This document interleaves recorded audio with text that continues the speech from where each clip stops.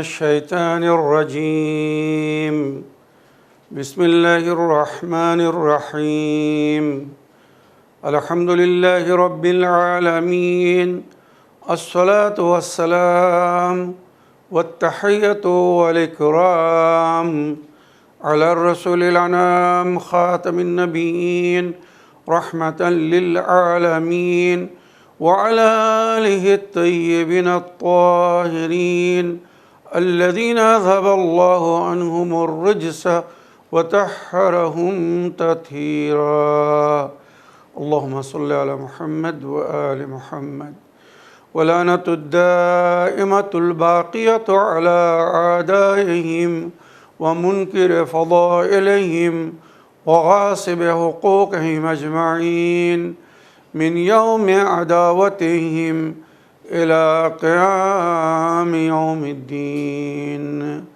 أما بعد عباد الله أوصيكم ونفسي بتقوى الله فإن التقوى خير الزاد وبها المعاد وتنفع يوم لا ينفع فيه مال ولا بنون إلا من أتى الله بقلب سليم وصلى الله على محمد وعلى آله الطيبين الطاهرين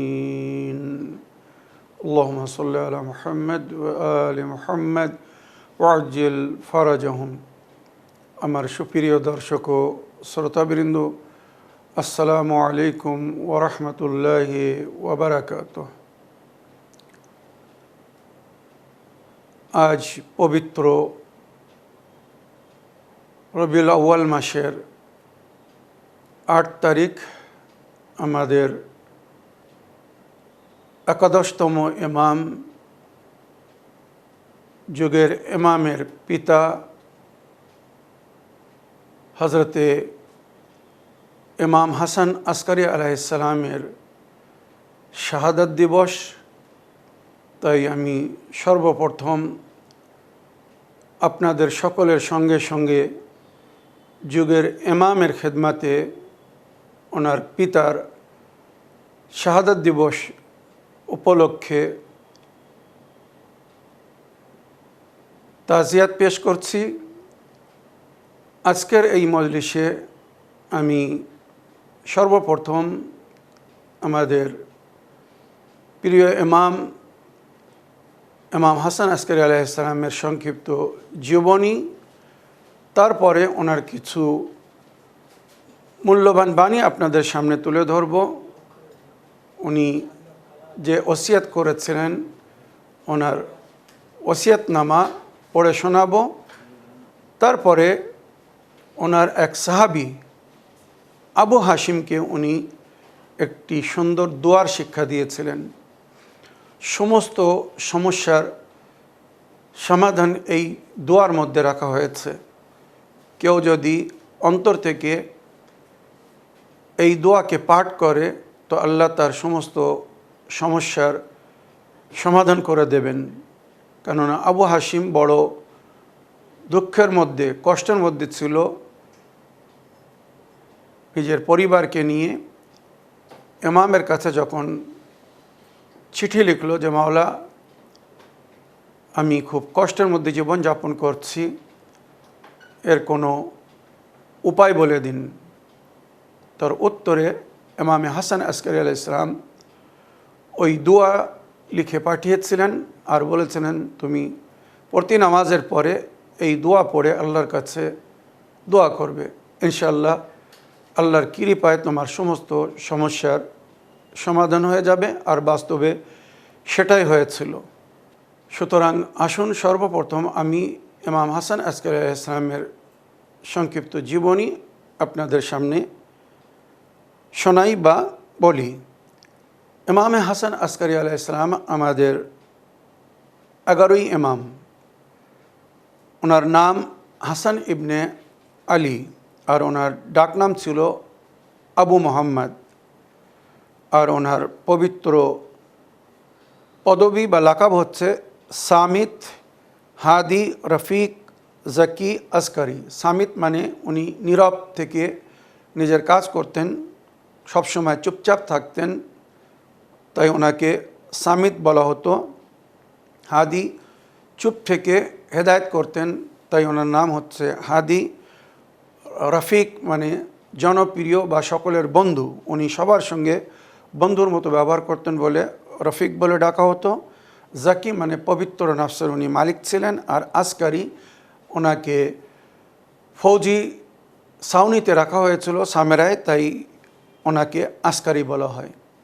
এক সময় বানু আব্বাসের খলিফা ওনাকে ভয়ভীত করার জন্যে, আতঙ্কিত করার জন্যে সামেরার এক পাহাড়ের উপরে নিয়ে যায়।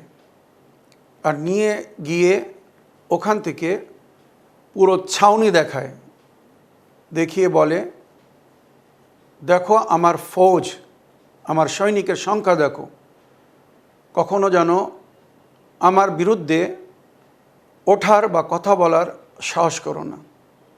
ইমামে হাসান আসকারি আলাইহিস সালাম তখন ওই আব্বাসী খলিফাকে বললেন, তুমি যে সৈনিকের আমার ভয় দেখাচ্ছ, এসো আমার নিকটে এসো। ইমাম 2 আঙুলের মাঝখানে তাকাতে বললেন, যে আমার 2 আঙুলের মাঝখান দিয়ে আকাশের দিকে তাকাও। তখন আব্বাসী খলিফা কি দেখছে, লাখো লাখো না কোটি কোটি সৈনিক যোদ্ধার পোশাকে অস্ত্রপাতি নিয়ে প্রস্তুত, যেন শুধু হুকুমের অপেক্ষা করছে।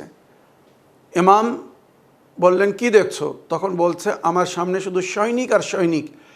এত সৈনিক কোথা থেকে এলো, কারা এরা? তখন ইমামে হাসান আসকারি আলাইহিস সালাম বললেন, তুমি আমাকে যে সৈনিকের ভয় দেখাচ্ছ, তোমার সৈনিক যদি আল্লাহ না চায় আমার কোনো ক্ষতি করতে পারবে না, কিন্তু এই যে এলাহি ফৌজ দেখছো, এরা শুধু হুকুমের অপেক্ষায় আছে। যেই হুকুম দেবো এরা নিজের কাজ শুরু করে দেবে, তবে এদেরকে হুকুম আমি দেব না, এদেরকে হুকুম দেবে আমার ছেলে ইমামে মেহেদি। যখন এই দুনিয়ায় এসে প্রকাশ করবে, হুকুম দিবে, চারিদিকে এই সৈনিক ছড়িয়ে পড়বে, পুরো বিশ্ব থেকে অন্যায়, অবিচার, জুলুম ও অত্যাচারকে শেষ করবে। সেই দিনের অপেক্ষা করো আর সেই সময়ের ভয় করো। আজ ক্ষমতা তোমার হাতে বলে তুমি আমাকে ভয় দেখানোর চেষ্টা করছো, আমরা আল্লাহর ছাড়া কারোর ভয় করি না। সুতরাং এরপরে ইমামকে নজরবন্দ করে দেওয়া হলো, কারাগারে বন্ধ করে দেওয়া হলো। কেননা জালিম বাদশাদের মনে সবসময় একটা ভয় ছিল যে এনারা যদি সামনে থাকেন, পাবলিককে অ্যাড্রেস করেন, গাইড করেন, তো পাবলিক আমাদের বিরুদ্ধে চলে যাবে। আর বিশেষ করে তারা যখন জানতে পারল যে এনার বংশ থেকেই সেই ইমামে মেহেদি জন্মগ্রহণ করবেন, যার সম্পর্কে নবী ভবিষ্যবাণী করে গেছেন, সায়াতি রাজুলুম মিন ইতরাতি আহলি বাইতি ইসমহু ইসমি কুন্নিয়াতুহু কুন্নিয়াতি আল্লাযী ইয়ামলাউল আরযা কিসতান ওয়া আদলা বাদা মা মুলিয়া যুলমান ওয়া জাওরা। অতঃপর আমার বংশের একজন ব্যক্তি আসবে, যার নাম আমার নাম হবে, তার পিতার নাম আমার পিতার নামের উপরে হবে, বা সে আমার বংশধারী হবে। রওয়ায়েতে বিভিন্নভাবে আমার আহলে সুন্নাত ভাইদের বইতেও উল্লেখ হয়েছে, আমাদের বইতেও উল্লেখ হয়েছে। ইসমহু ইসমি ওয়া কুন্নিয়াতুহু কুন্নিয়াতি, এটা আমাদের এখানে উল্লেখ হয়েছে যে তার নাম আমার নাম হবে, আর তার ডাক নাম মানে কুন্নিয়াত আমার কুন্নিয়াত হবে। নবীর কুন্নিয়াত আবুল কাসেম, তো তারও কুন্নিয়াত আবুল কাসেম হবে। তবে আমার আহলে সুন্নাত ভাইদের ওখানে একটি শব্দ বৃদ্ধি করে লেখা হয়েছে যে তারও পিতার নাম আমার পিতার নামের উপরে হবে। কিন্তু বাস্তব হচ্ছে ইমামে জামানা আলাইহিস সালাম, ওনার নাম নবীর নামের উপরে, আর ওনার পদবী বা লাকাব বা ডাকনাম যেটা নবীর ছিল সেটাই থাকবে। আর ইমামে হাসানে আসকারি আলাইহিস সালামকে নজরবন্দ এই জন্য করা হয়েছিল যাতে ওই মেহেদি জন্ম না নিতে পারে, যার সবাই অপেক্ষা করছিল বা যার সম্পর্কে পেশিনগোই করা হয়েছিল, ভবিষ্যবাণী করা হয়েছিল। কিন্তু তারপরেও আল্লাহ রব্বুল আলামিন নিজের বিশেষ গোপন প্রসেসের মাধ্যমে ইমামে মেহেদী আলাইহিস সালামকে এই দুনিয়ায় পাঠিয়েছিলেন। 15ই শাবান 255 হিজরিতে উনি সামেরায় নিজের বাসায় জন্মগ্রহণ করেছিলেন। তবে ওনার সম্পর্কে কাউকে জানানো হয়নি বা বলা হয়নি। শুধু এই গায়বাতের যুগে মনে রাখবেন, ইমামে হাসান আসকারী আলাইহিস সালামকে যখন গৃহবন্দী করা হয়েছিল, নজরবন্দ করা হয়েছিল, উনি সরাসরি যখন সামনে আসতে পারতেন না, পাবলিককে অ্যাড্রেস করতে পারতেন না, গাইড করতে পারতেন না, তো তখন উনি ওয়াকালাত সিস্টেম শুরু করেছিলেন। আজ এই বিশ্বে যে শিয়াদের মধ্যে ওয়াকালাত চলছে, এটা শুরু করেছিলেন ইমামে জাফর সাদিক আলাইহিস সালাম বা ইমামে মুসা কাদিম আলাইহিস সালাম। তারপরে এটা বিস্তারিত হয়েছিল ইমামে হাসান আসকারী আলাইহিস সালামের যুগে এসে। কেননা উনি সরাসরি সামনে আসতে পারছিলেন না, তাই নিজের বিশেষ ওকিলদের মাধ্যমে দিনের কাজ করছিলেন। ওকিলরা বিভিন্ন জায়গায়, বিভিন্ন শহরে, বিভিন্ন স্থানে গিয়ে ইমামের পয়গাম চাহনেওয়ালাদেরকে, মান্যওয়ালাদেরকে শোনাতেন। আর তাদের প্রশ্ন বা তাদের কোনো অভিযোগ থাকলে, কোনো কথা থাকলে ওই ওকিলরা ইমামের কাছে নিয়ে আসতো, আর ইমামের থেকে সঠিক উত্তর নিয়ে আবার তাদেরকে বলে দিত। এইভাবে ইমামে হাসান আসকারী আলাইহিস সালামের যুগে এই ওয়াকালাত সিস্টেম শুরু হয়েছিল, যেটা আজও কায়েম আছে। আর উনি একটা সুন্দর পরিবেশ তৈরি করেছিলেন। শুধু বিশেষ বিশেষ অতি ভরসামান সাহাবাদেরকে নিজের ছেলে ইমামে জামানার সঙ্গে, ইমাম মেহেদী আলাইহিস সালামের সঙ্গে সাক্ষাৎ করিয়েছিলেন যে আমার পরে তোমাদের যুগের ইমাম হবেন ইনি। আমাকে খুব অল্প বয়সে বা অতি শীঘ্রই বিষ দিয়ে শহীদ করে দেওয়া হবে। তবে তোমরা মনে রেখো, আল্লাহ রসুল যেটা বলে গেছেন সেটাই সত্য হবে। আমার এই ছেলে মেহেদী প্রথম কিছু বছর পর্দায় গায়েবে থাকবে, তবে বিশেষ সাথী বা সাহাবীদের সঙ্গে সরাসরি সম্পর্কে থাকবেন। তারপরে একটি গায়েবাতে কোবরা, লং পিরিয়ড শুরু হবে অদৃশ্য থাকার। আল্লাহ আমার এই সন্তানকে জালিমদের অধীন বা বায়াত করা থেকে বিরত রাখবে। আমার সন্তান মানে ইমামে মেহেদী কখনো কোনো জালিমের অধীনে থাকবেন না, তাই উনি পর্দায় গায়েবে আছেন। তবে ইমামে হাসান আসকারী আলাইহিস সালাম ওনার সম্পর্কে সুন্দর একটি পরিবেশ তৈরি করে দিয়েছিলেন, যার কারণে ইমামে হাসান আসকারী আলাইহিস সালামের পরে যখন ওনার ভাই জাফর মিথ্যা দাওয়া করলো যে আমি এবারে যুগের ইমাম, তো কেউ ওনাকে মানতে রাজি হয়নি। কেননা শিক্ষিত জ্ঞানী গুণী ব্যক্তিরা আপোষে গোপনে জেনে নিয়েছিলেন যে ইমাম হাসান আসকারী আলাইহিস সালামের পরে কে যুগের ইমাম হবেন। তো ইমামে হাসান আসকারী আলাইহিস সালাম এইভাবে সুন্দর পরিবেশ তৈরি করেছিলেন নিজের জীবনেই, নিজের ছেলে ইমাম মেহেদী আলাইহিস সালামের জন্যে। ইমাম হাসান আসকারী আলাইহিস সালামের জন্মদিবস 8 রবিউল সানি, মানে আগামী মাসের 8 তারিখে 8 রবিউল সানি উনি জন্মগ্রহণ করেছিলেন। আর এই মাসের 8 তারিখে মানে 8 রবিউল আউয়াল 260 হিজরিতে উনি শাহাদাত বরণ করেছিলেন। 8 রবিউল সানি 232 হিজরিতে উনি জন্মগ্রহণ করেছিলেন মদিনায়। আর 8 রবিউল আউয়াল 260 হিজরিতে উনি শাহাদাত বরণ করেছিলেন। ওনার ইমামাতের টোটাল পিরিয়ড ছিল 6 বছর। ওনার পিতাকে 254 হিজরিতে শহীদ করা হয়েছিল, 254 থেকে 260, এই 6 বছর ওনার ইমামাতের পিরিয়ড ছিল। আর ইমামের বয়স ছিল, মানে ইমামে হাসান আসকারী আলাইহিস সালামের বয়স ছিল মাত্র 28 বছর। টোটাল 28 বছর ওনার জীবন ছিল। উনি মদিনায় জীবনযাপন করছিলেন। পরে ওনাকে বাধ্য করে ইরাকে নিয়ে আসা হয়েছিল, সামেরা নিয়ে আসা হয়েছিল, আর ওখানেই ওনাকে শহীদ করা হয়েছিল। আর ওনার ঘরেই ওখানেই ওনাকে দাফন করা হয়েছিল সামেরায়। ওনার পিতার কবরের পাশে ওনাকে কবর দেওয়া হয়েছিল, ইমাম আলী নকি আলাইহিস সালামের কবরের পাশে। ওনার পিতার নাম ইমাম আলী নকি আলাইহিস সালাম, মা জননী ছিলেন সলিল হাদিসা বা সওসান বিবি নামে বিখ্যাত ছিলেন। আর 11 ইমামের স্ত্রী ছিলেন জানাবে নার্জিস খাতুন, ইমামে জামানা আলাইহিস সালামের মা। উনি রোমের রাজকন্যা ছিলেন। আর জানাবে ঈসা নবী আলাইহিস সালামের ওসি বা ওনার যে খলিফা ছিলেন, ঈসা নবী আলাইহিস সালামের হাওয়ারিনদের মধ্যে যে সবচেয়ে উচ্চ স্থানে ছিলেন হযরত শামুন, ওনার বংশধারী ছিলেন জানাবে নার্জিস খাতুন। আর এদিকে ইমামে হাসান আসকারী আলাইহিস সালাম শেষ নবী, প্রিয় নবী হযরত মুহাম্মদ মুস্তাফা সাল্লাল্লাহু আলাইহি সাল্লামের বংশধারী ছিলেন। এইভাবে দুই শ্রেষ্ঠ নবীর বংশ বা বংশের মিল হয় ইমামে হাসানে আসকারী আলাইহিস সালামের জীবনে এসে, আর তার থেকে যুগের ইমাম এই বিশ্বে জন্মগ্রহণ করেন। এই ছিল ইমামে হাসান আসকারী আলাইহিস সালামের সংক্ষিপ্ত জীবনী।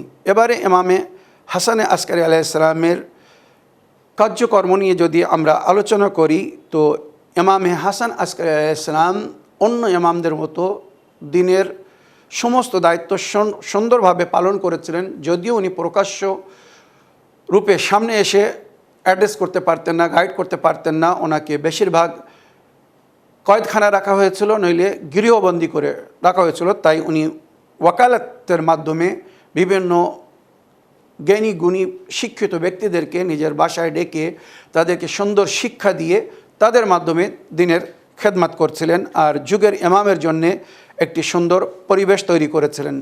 ইমামে হাসান আসকারী আলাইহিস সালামকে ওনার এক সাহাবী চিঠি লেখে, তার নাম হচ্ছে আবু হাশিম। আবু হাশিম অতি ঘনিষ্ঠ এবং অতি ভরসামান সাহাবীদের মধ্যে একজন ছিলেন। উনি ইমামকে চিঠি লিখছেন, মাওলা, আমার জীবনে অনেক কষ্ট এসেছে, আমি আমার পরিবারকে নিয়ে অনেক দুঃখ বা কষ্টের মধ্যে জীবনযাপন করছি, এর কোনো উপায় করে দিন, আপনি এর কোনো সুরাহা বলে দিন। তখন ইমামে হাসান আসকারী আলাইহিস সালাম চিঠির উত্তরে এই দোয়া, যেটা আমি আপনাদেরকে পড়ে শোনাচ্ছি, এই দোয়াটা হিফজ করে নেবেন, মুখস্থ করবেন, লিখে রাখবেন, প্রতি নামাজের পরে পড়বেন, দেখবেন কত তাড়াতাড়ি সমস্যার সমাধান হয়ে যায়। আহলে বায়তের তালিম করতে দোয়া কখনো রদ হয় না। তাই ইমামে হাসান আসকারী আলাইহিস সালাম নিজের সাহাবীকে এই দোয়া লিখে পাঠিয়েছিলেন আর বললেন, এই দোয়া তুমি প্রতি নামাজের পরে পড়ে আল্লাহর কাছে দোয়া করো, ইনশাআল্লাহ খুব শীঘ্র তোমার সমস্যার সমাধান হয়ে যাবে। আর বাস্তবে সেটাই হয়েছিল। দোয়াটি হচ্ছে এইভাবে, খুব বড় দোয়া না, 4 লাইনের দোয়া কি 5 লাইনের দোয়া, খুব সুন্দরভাবে পড়তে পারবেন বা মুখস্থ করতে পারবেন। আমি খুব আস্তে আস্তে পড়ছি, আপনারা ভালো করে মন দিয়ে শুনুন। বিসমিল্লাহির রহমানির রহিম। ইয়া আসমা সামিঈন, ইয়া আবসারাল মুবসিরিন, ইয়া আনদারান নাযিরিন, ইয়া আসরাল হাসিবিন, ইয়া আরহামার রাহিমিন, ইয়া আহকামাল হাকিমিন, সাল্লি আলা মুহাম্মাদিন ওয়া আলি মুহাম্মদ, ওয়া আওসিলি ফি রিজকি, ওয়া মুদ্দালি ফি উমরি, ওয়ামনুন আলাইয়া বিরহমাতিক, ওয়াজআলনি মিম্মান তানতাসিরু বিহি লিদীনিক, ওয়ালা তাস্তাবদিল বিহি গায়রি। এই দুয়ার অর্থ বলি, তাহলে বুঝতে পারবেন যে ইমাম নিজের সাহাবীকে কি পড়তে বা বলতে বলেছিলেন। ইয়া আসমা সামিঈন, এই শ্রবণকারীদের মধ্যে সবচেয়ে উত্তম শ্রবণকারী উনি হচ্ছেন আল্লাহ। ইয়া আবসারাল মুবসিরিন, দৃষ্টিধারীদের মধ্যে সবচেয়ে সুন্দর দৃষ্টিধারী। ইয়া আনদারান নাযিরিন, নজরে করম করনেওয়ালাদের মধ্যে সবচেয়ে অধিক নজরে করম করনেওয়ালা। ইয়া আসরা আল হাসিবিন, সবচেয়ে দ্রুত হিসাব रखनेवाला, हिसाब लेने वाला। या अरहमर राहिमीन, সবচেয়ে অধিক রহম করনেওয়ালা। या আহকাম আল হাকিমিন, সবচেয়ে সুন্দর সিদ্ধান্তকারী বা সিদ্ধান্ত লেনেওয়ালা। সল্লে আলা মুহাম্মদ ও আলে মুহাম্মদ, মোহাম্মদ ও আলে মুহাম্মদের উপরে দরুদ পাঠ করুন, সলাওয়াত ও সালাম পাঠ করুন। ওয়া আওসেলি ফি রিজকি, আমার রুজিতে বৃদ্ধি করে দিন। ওয়া মুদ্দাফি অমরি, আমার বয়সে বৃদ্ধি করে দিন। ওয়ামনুন আলাইয়া বেরহমাতিক, আর আমার উপরে শান্তির বর্ষণ করুন, সমস্ত প্রকারের আমন আমান এবং শান্তি দান করুন নিজের রহমতের মাধ্যমে। ওয়াজআলনি মিম্মান তানতাসির বিহি লিদীনিক, আর আমাকে তাদের অন্তর্ভুক্ত করুন যাদের মাধ্যমে আপনি আপনার দ্বীনের সহযোগিতা করেন, মানে যারা দ্বীনের সহযোগী হয়, দ্বীনের মদত করে, আমি যেন দ্বীনের সহযোগী বা মদতকার হতে পারি। ওয়ালা তাস্তাবদিল বিহি গায়রি, আর আমার জায়গা যেন অন্য কেউ না নেয়।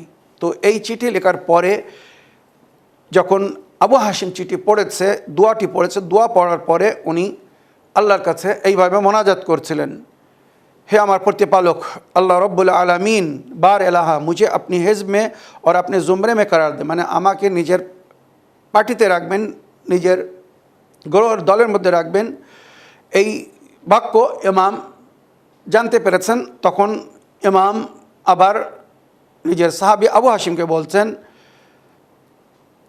ऐ अबू हाशिम, तुम उसकी हिज़्ब में हो और उसकी ज़ुमरे में हो, बशर्ते कि खुदा पर ईमान रखो और उसके पैगम्बर की तस्दीक करो। निस्संदेहे তুমি আল্লাহর পার্টিতে, আল্লাহর দলে, শর্ত হচ্ছে ঈমানের উপরে কায়েম থাকবে আর পয়গম্বর আকরাম সাল্লাল্লাহু আলাইহি ওয়াসাল্লামের তসদিক করবে আর তার হুকুম মেনে চলবে।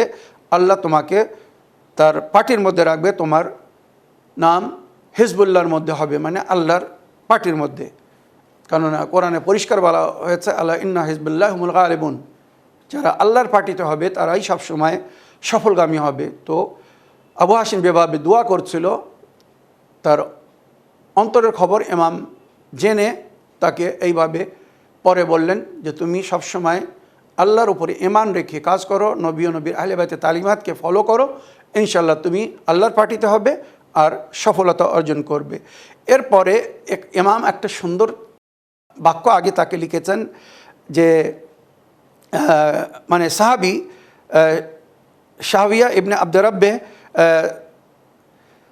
তার ভাই কয়েদখানায় ছিল, কারাগারে বন্দী ছিল। তো ইমামে হাসান আসকারী আলাইহিস সালামকে চিঠি লিখছে আর একটা মাসলা জিজ্ঞেস করছে আর দোয়া করার জন্য বলছে। ইমাম হাসান আসকারী আলাইহিস সালাম তার প্রশ্নের উত্তর দিলেন, মাসলা বলে দিলেন। তারপরে ওখানে নিচে একটা বাক্য লিখলেন, এ অমুক, তুমি আরেকটা জিনিস আমাকে বলতে চাচ্ছিলে, তোমার মনে ছিল কিন্তু তুমি লিখতে ভুলে গিয়েছো, সেটা হচ্ছে তোমার ভাইয়ের রেহার সম্পর্কে। তোমার ভাই কবে রেহা হবে? তো মনে রেখো আজকেই, মানে যখন ইমাম এই চিঠি লিখছিলেন তার পরের দিনে তার কাছে চিঠি গেছে, তো ইমাম বলছেন আজকেই তোমার ভাই রেহা হয়ে যাবে ইনশাল্লাহ, আগামীকাল সূর্য অস্ত যাওয়ার আগে তোমার ভাই বাড়ি পৌঁছে যাবে। আর এদিকে চিঠিও এর কাছে পৌঁছে গেছে। তো সত্যি বাস্তবে ইমামকে সে আবেদন করতে চাচ্ছিল কিন্তু ভুলে গিয়েছিল, কিন্তু ইমামের চিঠি পড়ে সে মিসকে হেসে উঠল। আর এমন সময় কেউ এসে তার বাসায় খবর দিল যে তোমার ভাইকে জালিম বাদশাহ কারাগার থেকে রেহাই করে দিয়েছে, তোমার ভাই ফিরে আসছে। তো এই কথা শুনে শুকরের সেজদা করলো আর বলল, ইয়াকিনান আহলে বাইতকেই আল্লাহ সমস্ত খবর দিয়েছেন, আহলে বাইত সমস্ত বিষয়ে জানেন। এইভাবে আহলে বাইত নিজের শিক্ষা দীক্ষা অভিজ্ঞতা এবং জ্ঞানের পরিচয় দিয়েছিলেন। এবারে আসুন ইমামে হাসান আসকারী আলাইহিস সালামের শেষ একটি ওসিয়ত শুনে আজকের মজলিসকে শেষ করতে চাই। ইমামে হাসান আসকারী আলাইহিস সালাম নিজের সাহাবাদেরকে শেষ ওসিয়ত করেছিলেন এইভাবে, বা নিজের শিয়াদেরকে, সমস্ত শিয়াদেরকে এইভাবে ওসিয়ত করে গেছেন। ভালো করে মন দিয়ে শুনবেন। ওসিকুম বিতাকওয়াল্লাহ, তাকওয়া অবলম্বন করার জন্য আমি তোমাদেরকে ওসিয়ত করছি। ওয়াল ওয়ারা ফি দীনিকুম, দ্বীনের বিষয়ে সবসময় সতর্কতা অবলম্বন করবে। ওয়াল ইজতিহাদ লিল্লাহ, আর আল্লাহকে রাজি করার জন্য, খুশি করার জন্যে সবসময় চেষ্টায় থাকবে। যে কাজ করলে আল্লাহ খুশি হবে সেই কাজ করবে। ওয়াসিদকাল হাদিস, সত্য কথা বলবে। ওয়া আদাইল আমানা ইলা মান তামানাকুম মিন বাররিন আও ফাজিরিন, আমানতদারকে আমানত ফিরিয়ে দিবে। যে তোমার কাছে আমানত রেখেছে আমানত তাকে ফিরিয়ে দিবে, তাই সে আল্লাহর নেক বান্দা হোক বা নেক বান্দা না হোক। আমানত আমানত, তুমি নেক বান্দা হওয়ার পরিচয় দেবে।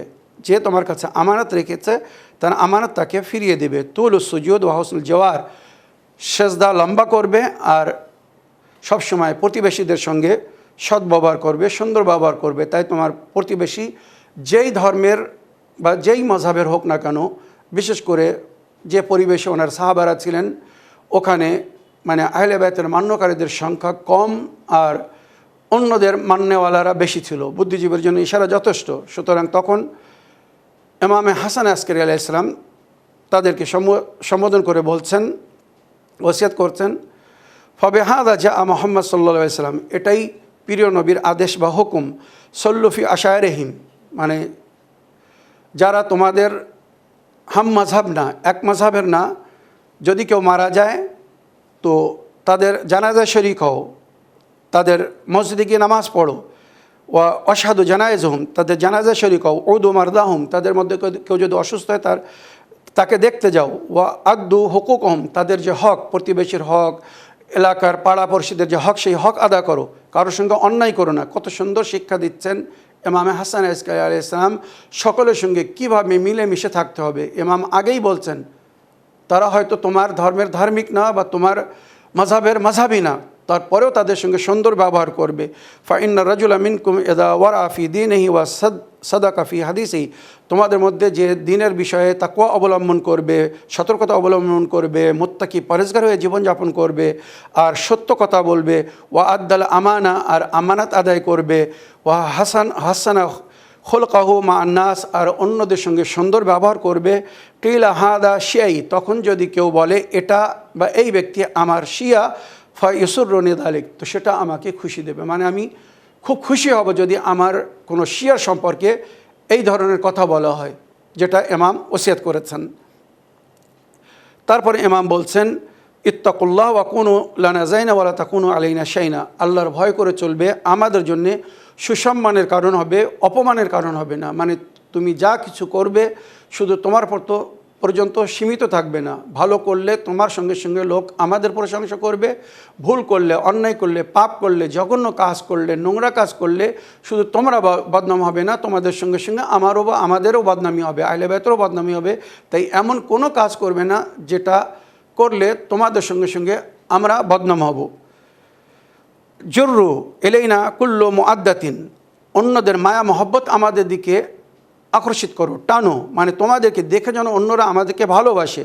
ওয়াতফাও আন্না কুল্লু কাবি, আর আমাদের থেকে সমস্ত প্রকারের জঘন্যতাকে আল্লাহ দূরে রেখেছে, তোমরাও সমস্ত প্রকারের জঘন্যতা আমাদের সম্পর্ক থেকে দূরে রাখো। কেননা তোমরা যদি নোংরা কাজ করো, খারাপ কাজ করো, তো লোক ভাববে এনাদের ইমামরাও হয়তো এগুলো করতেন। ফাইন্নাহু মা কিলা ফিনা মিন হাসানিন ফানাহনু আহলু, আমাদের সম্পর্কে যেটা ভালো বলা হবে নিঃসন্দেহে আমরা তার অধিকার রাখি, হক রাখি।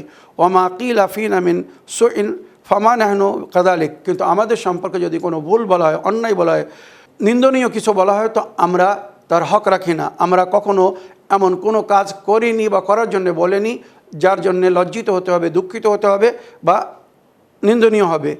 লানা হকুন ফি কিতাবিল্লাহ, আল্লাহর কিতাবে আমাদের হকের জিকির হয়েছে। ওয়া কারাবাতুম মিন রাসূলিল্লাহ, আল্লাহ রসুলের সঙ্গে আমাদের সঙ্গে সরাসরি সম্পর্ক। ওয়া তাথিরুম মিন আল্লাহ, আর আল্লাহর তরফ থেকে আমাদেরকে পবিত্র করা হয়েছে, পবিত্রতার সনদ দেওয়া হয়েছে। ইন্নামা ইউরিদুল্লাহু লিইয়ুযহিবা আনকুম রিজসা আহলিল বাইত ওয়া ইতাহহিরাকুম তাথহীরা বলে, এটা অন্য কারোর সম্পর্কে না। লা ইয়াদহি আহাদুন গায়রু ইল্লা কাযাব, যদি কেউ এই আয়াতে তাথহীর বা আহলে বাইতের মধ্যে হওয়ার দাওয়া করে তো সে মিথ্যাবাদী হবে। আহলে বাইত আমরা ছাড়া অন্যরা কেউ আহলে বাইত না। আল্লাহর কিতাবে যাদের মহব্বতের বা ভালোবাসার হুকুম দেওয়া হয়েছে, কুল্লা আসসালাকুম আলাইহি আজরান ইল্লাল মুআদ্দাতা ফিল কুরবা বলে, আকসরু যিকরিল্লাহ, আল্লাহর জিকির বৃদ্ধি করো, আল্লাহর জিকির বেশি থেকে বেশি করো। ওয়া যিকরাল মওতকে সবসময় স্মরণে রেখো। ওয়া তিলাওয়াতুল কোরআন, অধিক থেকে অধিক আল্লাহর কিতাবের তেলাওয়াত করো। ওয়া সালাত আলার নবী ওয়া আলিহি, আর নবী এবং আলে নবীর উপরে বেশি থেকে বেশি দরুদ ও সলাওয়াত পাঠ করবে। ফাইন্না সালাত আলা রাসূলিল্লাহ আশর হাসানাত, নবীর উপরে দরুদ পাঠ করা, আহলে বাইতের উপরে দরুদ পাঠ করা, তার 10 গুনাহ মানে বেশি সওয়াব দান করা হবে। আহফাদু মা ওয়াসাইতুকুম বিহি, এই যে ওসিয়ত করে যাচ্ছি এটাকে স্মরণে রেখো। আস্তাউদুকুমুল্লাহ ওয়া আকরাউ আলাইকুম আসসালাম, এবারে আমি তোমাদের থেকে বিদায় নিচ্ছি আর তোমাদেরকে শেষ সালাম জানাচ্ছি। ওয়া আলাইকুম আসসালাম ইয়া মাওলায়া ইয়া আবা মুহাম্মদ হাসান আল আসকারী আলাইহিস সালাম, আপনার উপরেও আমাদের সালাম, আকা মাওলা ইমামে হাসান আসকারী আলাইহিস সালাম যুগের ইমাম এই ওসিয়ত করে এই দুনিয়া থেকে বিদায় নিয়েছিলেন। আপনারা জানেন যুগের ইমামকে বিষ দেওয়া হয়েছিল রবিউল আউয়াল মাসের প্রথম তারিখে, বাবাজ রাওয়াত হিসেবে রবিউল আউয়াল মাসের 3 তারিখে। তারপরে উনি 3 দিন না 4 দিন বেঁচে ছিলেন। আর রবিউল আউয়াল মাসের 8 তারিখে ভোরের সময় যখন ওনার পুরো শরীর হলুদ হয়ে গেছিল বিষের কারণে, তখন উনি নিজের গোলামকে খাদিমকে ডাকছেন, ওজুর জন্য একটু পানি এনে দাও। ইমামের হাত পা থরথর করে কাঁপছিল, ইমাম কথা বলতে পারছিলেন না। উনি বললেন, আমাকে নামাজ পড়তে সহযোগিতা করো। ইমাম ওজু করার পরে নামাজ শুরু করছেন, নামাজ পড়ছেন, আর খাদিম ওনাকে ধরে রেখে আছেন। হাত পা কাঁপছিল, শেষ নামাজ, জীবনের শেষ নামাজ উনি পড়ছিলেন। তারপরে উনি ওসিয়ত করলেন, নিজের ছেলে ইমামে মেহেদী আলাইহিস সালামকে কোলের উপরে নিলেন, আর বিশেষ সাহাবারা যারা এসেছিল তাদেরকে বললেন, আমার পরে আমার এই মেহেদির খেয়াল রেখো। ওসিয়ত করার পরে ইমাম আলাইহিস সালাম শুকরের সেজদায় গিয়েছেন, আর উঠতে পারেননি। এবারে যখন ওনাকে তোলা হয়েছে, উনি আর এই দুনিয়ায় ছিলেন না, শেষ নিঃশ্বাস ত্যাগ করেছিলেন। ওসিয়ত অনুযায়ী ওনার জানাজাকে তৈয়ার করা হলো। আজ যখন ইমামে হাসান আসকারী আলাইহিস সালামের তাবুত তোলা হয়, আপনারা জানেন তাবুতে অন্য ইমামদের যখন তাবুত তোলা হয় সবাই তার সঙ্গে মাতম করতে করতে যায়, কাঁদতে কাঁদতে যায়। যখন ইমামে হাসান আসকারী আলাইহিস সালামের যুগের ইমামের তাবুত ওঠে ভোরের সময়, তো কেউ মাতম করে না, কেউ চিৎকার করে কাঁদে না। জানেন তার কারণ কী ছিল?